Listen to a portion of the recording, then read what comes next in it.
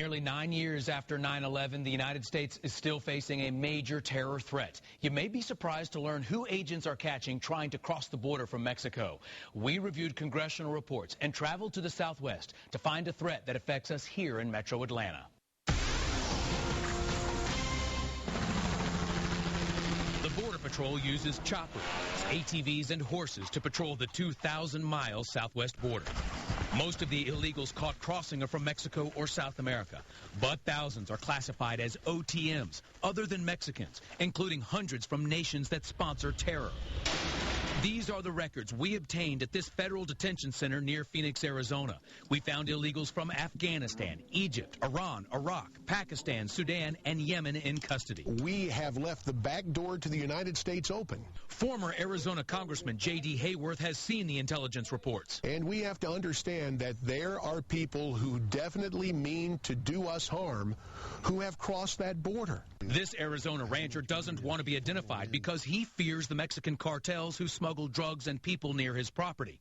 This Muslim prayer rug was found on his ranch. It's just one more indicator that there's a whole lot more than just a few poor Mexicans coming into the United States. There's more. This congressional report on border threats confirms members of Hezbollah have crossed the southwest border.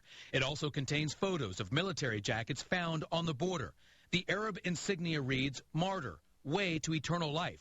The other depicts a plane crashing into the Twin Towers. The American public has been kept in the dark about this whole issue. Dave Stoddard was a Border Patrol agent for 20 years. He worries about the dangerous people who get through and may be living among us. In my experience, for every one apprehended, there was at least 10 that would escape apprehension. The congressional report also reveals the route Middle Easterners take. They travel from Europe to South America to the tri-border region, where they learn to speak Spanish, then travel to Mexico and blend in with other illegals heading to this country. One of the world's most wanted terrorists was actually spotted in Atlanta, and speculation is that he came up through the mountains into this country through the Mexican border. Adnan Shurka Juma is a Saudi Arabian pilot and bomb expert with a $5 million bounty on his head. Federal agents verified he spent time in Atlanta just prior to 9/11 and left on a bus.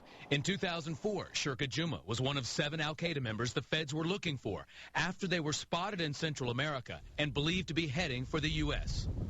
The most grave concern from the congressional report, that Mexican drug cartels will help terrorists smuggle weapons across remote border crossings. Because if we learn nothing from 9/11, certainly we should have learned that borders are important.